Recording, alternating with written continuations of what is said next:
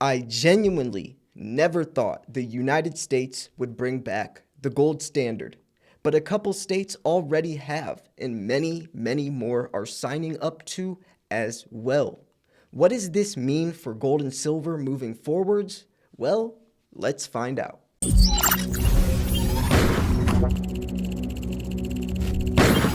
Connection established. Welcome back, my friends. Thank you so much for tuning in. This is Silver Slayer, the channel that brings you silver videos every single day of the week. So make sure you subscribe. Definitely click the bell so you immediately get notified anytime I post a video. Do you need silver? Well, you're in luck because right now I have some incredible deals. Eagles only $4.99 over spot. Junk silver $3 over spot. Also, we have 10th ounce gold maples. That's a 5-coin minimum. The others aren't. Just email me, slayer@milesfranklin.com. So now that we got all of that out of the way, I want to ask each and every single one of you a question. A very important question that I want you to comment down below after you like the video, and if you're new, hopefully after you subscribe. Did you ever think we would bring back the gold standard? Because I didn't. The most important part about this, and I really want to dive deep into this, is the timing. Make no mistake, there is no coincidence that as soon as the USD gets exposed for being as worthless as it truly is, especially since it currently isn't and hasn't been backed by anything for a long time now, as soon as we got rid of the gold standard, now all of these countries are opting out of the USD. They're going their own direction. The BRICS nations, Brazil, Russia, India, China, South Africa, they're creating their own digital currency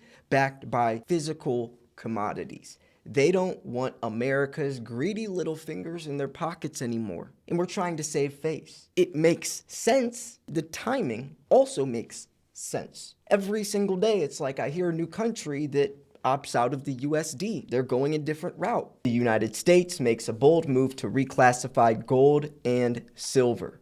This is from Zero Hedge, written a couple days ago. The proposed legislation would remove barriers to using gold and silver as money by lowering transaction costs. The bills also aim to treat precious metals as legal tender, breaking down the Federal Reserve's monopoly on money. The move is part of a larger effort at the state level to support sound money and challenge the federal government's fiat currency system. Bills filed in the Oklahoma and Missouri legislatures of 2024 legislative session would eliminate state capital gain taxes on the goods or the sales of gold and silver. The legislation would also take other steps to treat gold and silver as money instead of commodities. In Missouri, Rep. Doug Ritchie filed HB 1867 on December 11th. Representative Bill Hardwick filed HB 1955 on December 15th. The bills are companions to SB 735 filed in the Senate by Senator William Eigel earlier this month. In Oklahoma, Senator Shane Jett filed SB 1507 and Senator Nathan Dahm is running SB 1508. And I will also link this article, which you could check out each one of these filings and see what the contents of those are. The enactment of any of these bills would eliminate state capital gain taxes on the sale and exchange of gold and silver bullion. Both of these states are already among the 42 that do not levy sales taxes on gold and silver bullion. Exempting the sale of gold and silver bullion from taxes lowers the investment cost of precious metals. It also takes a step toward treating gold and silver as money instead of commodities. Taxes on precious metal bullion erect barriers to using gold and silver as money by raising transaction costs. Imagine this. Imagine if you asked a grocery clerk to break a $5 bill and he charged you a 35-cent tax. Silly, right? After all, you're only exchanging one form of money to another. But that's essentially what a sales tax on gold and silver bullion does. By eliminating this tax on the exchange of gold and silver, Missouri and Oklahoma would treat the specie as money instead of a commodity. This represents a small step towards reestablishing gold and silver as legal tender and breaking down the Fed's monopoly on money. We ought not to tax money, and that's a good idea. It makes no sense to tax money. Former Rep. Ron Paul said during testimony in support of an Arizona bill that repealed capital gains taxes on gold and silver in the state. Paper is not money, it's fraud, he continued. So, that's bold claims, and it's true, though. So the impact of enacting this legislation will go beyond mere tax policy. During an event after the Senate committee testimony, Paul pointed out that it's really about the size and scope of government. If you're for less government, you want sound money. The people who want big government, they don't want sound money. They want to deceive you and commit fraud.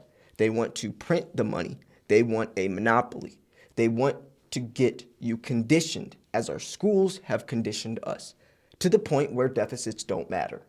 Wow, that's a bold statement to say that as someone in government. Under provisions in the Missouri bill, gold and silver in physical or electronic form would be accepted as legal tender and would be receivable in payment of all debts contracted for in the state of Missouri. The state would be required to accept gold and silver for the payment of public debts. Private debts could be settled in gold and silver at parties' discretion. Practically speaking, this would allow Missourians to use gold and silver coins or silver coins as money rather than just a mere investment vehicle. In effect, it would put gold and silver on the same footing as Federal Reserve notes. Oklahoma took a similar step in 2014. Utah and Arkansas also considered gold and silver as legal tender. The proposed Missouri law also includes provisions authorizing the state to invest in gold or silver greater than or equal to 1% of all state funds, and to expressly bar any state, agency, department, or political subdivision from seizing gold or silver bullion. Background. The United States Constitution states in Article 1, Section 10, no state shall make anything but gold and silver coin a tender in payment of debts. Currently, all debts and taxes in the United States are either paid with Federal Reserve notes, dollars, which were authorized as legal tender by Congress, or with coins issued by the U.S. Treasury, very few of which have gold or silver in them. They got rid of our money having any type of value within it. Tax repeals knock down one of the tax barriers that hinder the use of gold and silver as money, and could begin the process of abolishing the Federal Reserve's fiat money system by attacking it from the bottom up, pulling the rug out from under it by working to make its functions irrelevant at the state and local levels, and settling the stage to undermine the Federal Reserve monopoly by introducing competition into the monetary system. In a paper presented by the Mises Institute, constitutional tender expert Professor William Green said, when people in multiple states actually start using gold and silver instead of Federal Reserve notes, it would effectively nullify the Federal Reserve and end the federal government's monopoly on money. Over time, as residents of the state use both Federal Reserve notes and silver and gold coins, the fact that the coins hold their value more than Federal Reserve notes will lead to, I don't know why they wrote it like that, will lead to a reverse Gresham's law effect, where good money, gold and silver coins, will drive out bad money, Federal Reserve notes. As this happens, a cascade of events can begin to occur, including the flow of real wealth towards the state's treasury, an influx of banking business from outside of the state, outside of the country even. Maybe countries will start to gain faith in the U.S. dollar again, as I think this is kind of part of the bigger plan. Because best guarantee, if everyone across the world was still sound and happy with the USD, this would probably not be happening. This, I feel, in my opinion, is a way to save face and just pretend instead of blaming it or instead of making it seem like this is because the dollar's worthless. Let's just kind of sweep that to the side. Don't talk about that and mention how great this would be for Americans. And I don't know how any of these are passing, but I'm not complaining. So as this happens, a cascade of events can begin to occur, including the flow of real wealth towards the state's treasury, an influx of banking business from outside of the state, as people in other states carry out their desire to bank with sound money, and an eventual outcry against the use of Federal Reserve notes for any transactions.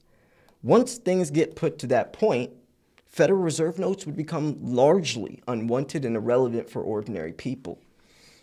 And I think that's a big part of this, is irrelevant for ordinary people. People like you and I, it already is irrelevant for, but this is something that I think a lot of people would finally see, but it would take something as big as this, as where they're almost forced, not forced, but where it's what's the word? It's mainstream.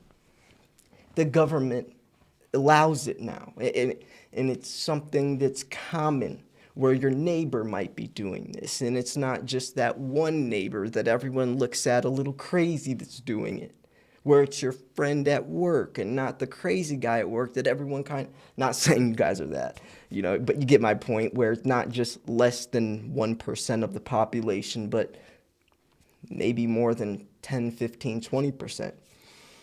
But anyways, what do you think about this? I think this is extremely interesting. I will keep you guys updated. And I also wanted to ask the question, what do you think gold and silver's price would do? That's a good question. And also, how many states will this affect? That's a good question. And also, like they mentioned, this could bring sound money. Like they mentioned down here, I wanted to stop right there. This reverse Gresham's law effect, where good money, gold and silver coins, will drive out bad money, Federal Reserve notes. Do you think this would happen? A reverse Gresham's law? Because people love the convenience of digital currency. Now, they did mention it could go that direction, but look around. Go to the grocery store. Everything is swipe of a card, even including cryptocurrency nowadays. Everything, even PayPal accepts cryptocurrency, and you could buy cryptocurrency on there. And Amazon, I think, is going to be accepting Bitcoin soon or whatever. I mean, that's very mainstream now. And I don't know if this would catch on to the same degree. And I'm talking about for the younger generations. Of course, people like you and I, but is the kid that's in college or the kid that's 18, 19, 20, are they going to look at it with the same perspective as someone that understands a little more? I don't know, but I know convenience is key. Convenience. People like just swiping their card, already having their bank information in their phone, so they don't got to do anything besides just click one button, which that button is buy. It's already filled out on your iPhone, all of your information, and just move on, right? Just out and go. They don't care about security. They don't even understand it to some degree. So I don't know. I don't know if this would have a big enough effect to actually push something like reverse Gresham's law, where good money, gold and silver coins, will drive out bad money. I don't know. I don't even think kids, the younger generations, even care. Like it said up here, where did it say that? Where they want a monopoly, they want you conditioned, as our schools have conditioned us, to the point where deficits don't matter. Don't even matter. It doesn't even matter, right? But it does matter. And my job, having a YouTube channel, is to spread the reasons why it matters and what you can do about that matter. And a matter of fact, we're going to wrap this video up here. I do have an episode I'm filming with Andy Scheckman tomorrow morning, so make sure you guys stay tuned. I'll probably have that up in the afternoon. So I don't know exactly what time. I have some phone calls to make with some of my beautiful fans, audience. I don't know what you guys want to call yourselves, viewer, fan, audience, whatever, subscriber, follower, whatever you are, however you view yourself. You know, I love talking to you guys on the phone. I'm emailing you guys all day, talking to you on the phone all day, helping you guys with orders. Like I said, Slayer at Miles Franklin. It's been really incredible getting to know a lot of my audience and just seeing the backgrounds people come from, their perspectives on precious metals, even just learning about their lives. It's not always just talking about orders. We'll go into a lot of random things about your life, and it's cool. I like that. I like getting to know people and building these relationships. So anyways, I'm going to wrap this video up here. I will link this article in the description. Thanks for tuning in. This was Silver Slayer. I will see you guys tomorrow. Peace.